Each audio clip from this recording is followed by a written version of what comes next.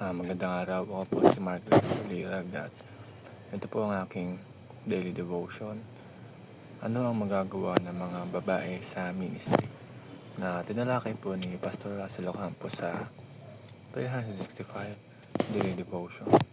Ang Bible verse po ngayong araw ay galing sa Luke chapter 8 verse 1 to 3. Ang sabi po ay, After this, Jesus traveled about from one town and village to another, proclaiming the good news of the kingdom of God.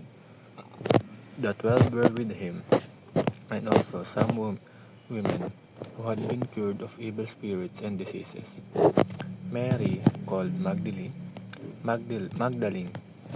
from whom 7 demons had come out.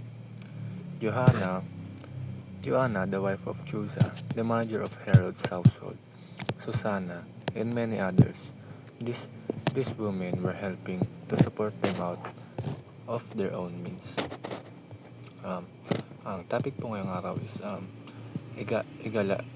egalitarianism. Um, Ito ay isang paniniwalang pantay-pantay ang mga gampanin sa loob ng simbahan. Walang mas mataas, walang mas mababa, at walang gender distinctions pagdating sa paglilingkod sa Panginoon. Sinasabi sa Galatia chapter 3 verse 28, There is neither Jew nor Greek, there is neither bond nor free, there is neither male nor female, for ye are all one in Christ Jesus. Pinapakita nito na sa harapan ng Diyos ay walang pagkakaiba ang lalaki at babae pagdating sa kanilang kakayahang maglingkod. Makikita rin natin sa Luke chapter 8 verse 1 to 3 kung saan binanggit na may mga kababaihang sumusuporta kay Jesus at sa mga alagad, hindi lamang sa pananalapi kundi pati sa kanilang presensya at paglilingkod. Ang first teaching ngayon is the Holy Spirit empowers all believers. Hindi lang kalalakihan ang binibigyan ng Espiritu Santo ng kakayahan upang maglingkod, ang mga babae rin ay may tungkulin at kakayahan sa ministeryo. Sa araw ng Pentecost, parehong lalaki at babae ang napupuspos ng Espiritu Santo at nagsimulang mangaral. Ang second teaching is, women are better at providing emotional support.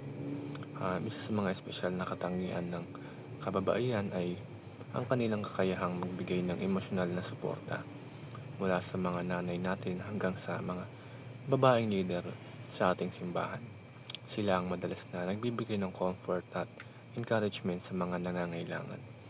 Nakikita natin ito sa buhay ni Maria Magdalena na nanatili sa tabi ni Jesus kahit sa krus at kahit sa puntod.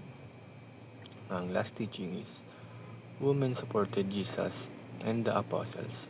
Hindi lang sa pagdarasal at pangangaral sumusuporta ang mga babae, kundi sa kanilang mga ari-arian at panahon.